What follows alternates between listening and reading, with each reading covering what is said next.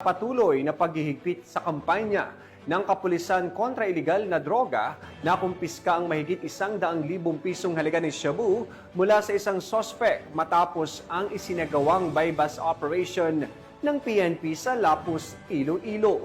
Nakatutok dyan si Pacho Woman Justin May Halores.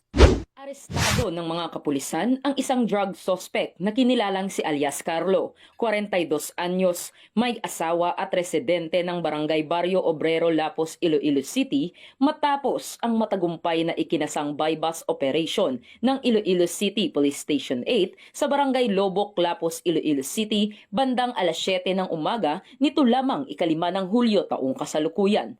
Pinamunuan ni Police Captain Lester L. Oliveros, officer in charge ng ICPS 8, ang operasyon na nagresulta sa pagkakadakip kay alias Carlo, isang street-level individual. Sa isinagawang operasyon, 2 body-worn cameras ang ginamit upang masigurong transparent ang buong proseso ng pagkakaaresto. Nakumpiska mula sa sospek ang isang heat-sealed plastic sachet ng suspected shabu bilang bypass item at 8 pang heat-sealed plastic sachet ng pinaghihinalaang shabu mula sa pag-iingat ng sospek.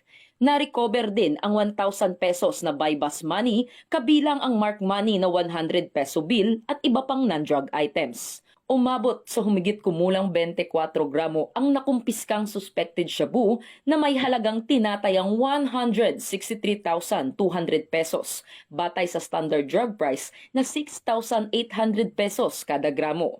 Ang suspect ay kasalukuyang nasa kustodiya na ng ICPS 8 para sa kaukulang dokumentasyon at mahaharap sa kasong paglabag sa Republic Act 9165 o ang Comprehensive Dangerous Drugs Act of 2002.